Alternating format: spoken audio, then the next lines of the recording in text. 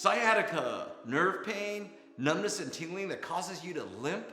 A nerve problem requires a nerve solution. A square peg for a square hole. Stay tuned, I've got a solution for you.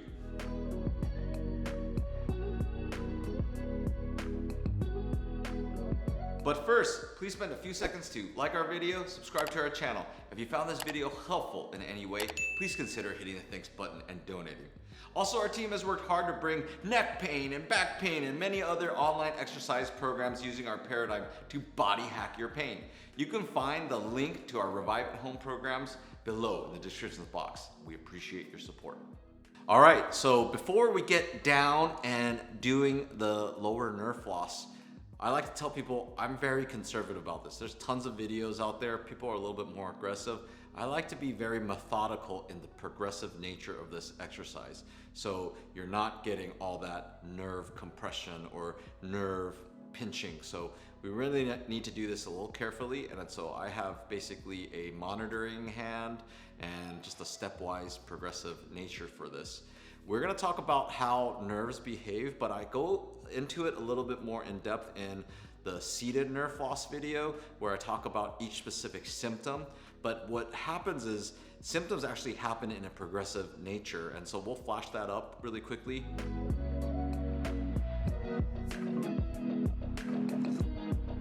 Like I said, our goal is to floss these things out, create more space in that spinal column.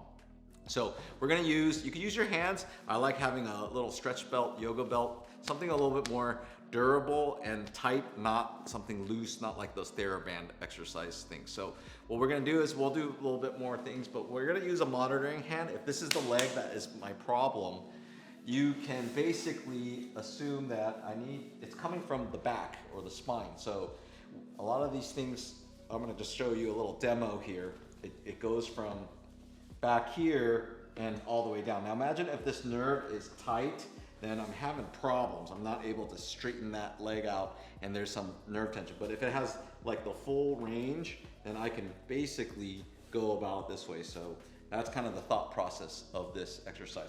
So I'm gonna use my same side hand, and my opposite hand's gonna stabilize this leg. So I'm gonna get on my back, and with the same side, I'm gonna put this here. I can use it this way if you get, but some people just like it their knuckles. If your spine basically goes and presses against your fingers, that's as far as you want to go. So as I get to tension here, my back starts actually pressing into my top of my right hand.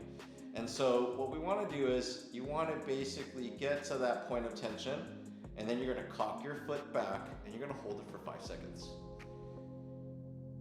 Now, I don't like a whole lot of repetitions or sets to this. I'd rather have quality. So if you're gonna do a few, that's what you wanna do. So what happens as you get better is that you get a little bit further.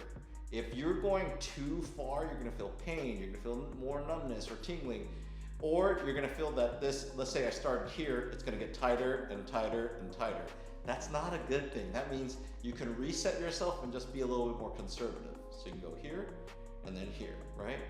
So I've already kind of overshot my limit. I've actually got 2 herniated discs myself in the lower back. So here, I'm gonna hold that for 5 seconds and then back down.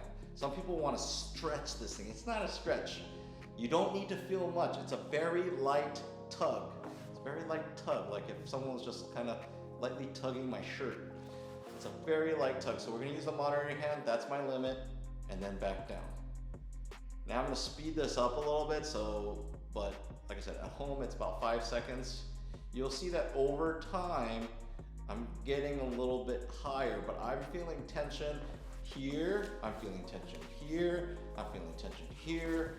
And so this really is beneficial for someone like me or someone like us. Since you're on this video, you've got this herniated disc, you got things pinching, you got this sciatic nerve feeling, and then, so I'm just speeding this up. Just imagine that this is 5 seconds of holds. Like I said, I'm very conservative. I don't like you to hold it for that long. Some of the research says you can go 30, 45, 60 seconds. I think your nerves are a lot more sensitive than that. Good. bit. So you want to put the strap a little bit higher right behind the knees. I think that's also, some of you might have questions. And then as you get better, now the goal is to get this super straight, right? Is it possible? Of course. So I'm just kind of like I said, lightly going through this, but I can't go much more because if I go further, you can see my back drop, right? So that's something to really note. So we're gonna go right here and here. You know, like I said, I like to do it more time than reps, but probably no more than 2 minutes is what you want to do. Quality over quantity. So just do that. Like I said, it gets tighter and tighter and tighter, but initially you started here, and now I'm going a little higher. So that's a good thing. So that's basically the exercise. Then you can flip. You should do the other side. If you have symptoms on this side, do the other side. That's not a bad thing. Let us know your thoughts on our video. Leave us some love or questions in the comments box below. Please like and subscribe. We appreciate your support. I'm Dr. Lin. Remember, we heal smarter, not harder.